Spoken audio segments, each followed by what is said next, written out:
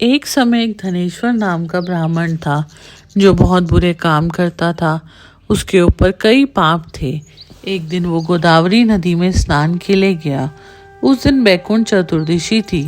कई भक्तजन उस दिन पूजा अर्चना कर गोदावरी घाट पर आए।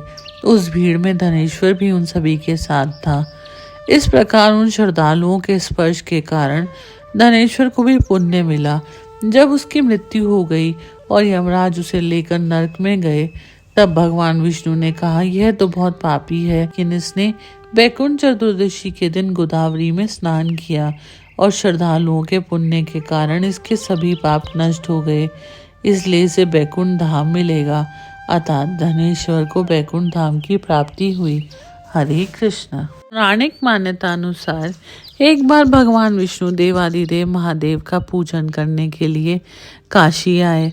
वहां मणिकर्णिका घाट पर स्नान करके उन्होंने 1000 स्वर्ण कमल पुष्पों से भगवान विश्वनाथ के पूजन का संकल्प किया।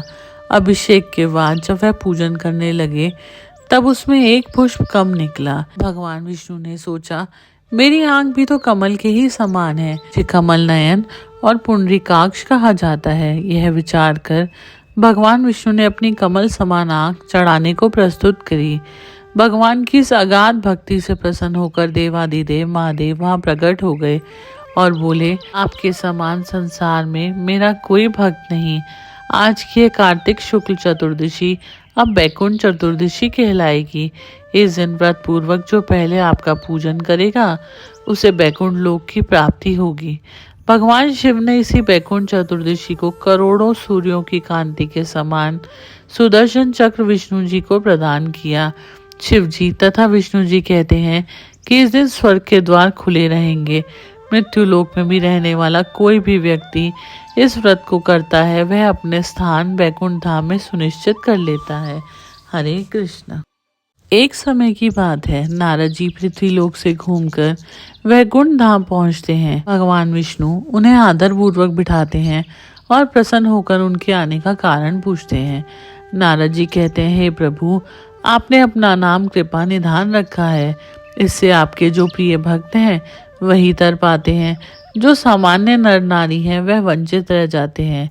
इसलिए आप मुझे कोई ऐसा सरल मार्ग बताएं जिससे सामान्य भक्त भी आपकी भक्ति कर मुक्ति पा सके। यह सुन भगवान बोले, हे नारद, मेरी बात सुनो। कार्तिक शुक्ल पक्ष की चतुर्दशी को जो नर नारी व्रत का पालन करेंगे और श्रद्धा भक्ति से मेरी पूजा अर्चना करेंगे, के लिए स्वर्ग के द्वार सदा खुले रहेंगे। भगवान विष्णु जय विजय को बुलाते हैं और उन्हें कार्तिक चतुर्दशी को स्वर्ग के द्वार खुला रखने का आदेश देते हैं। प्रभु कहते हैं, इस दिन जो भी मेरा भक्त मेरा थोड़ा सा भी नाम लेकर पूजन करेगा, वह बैकुंठ धाम को प्राप्त करेगा। हरे कृष्ण।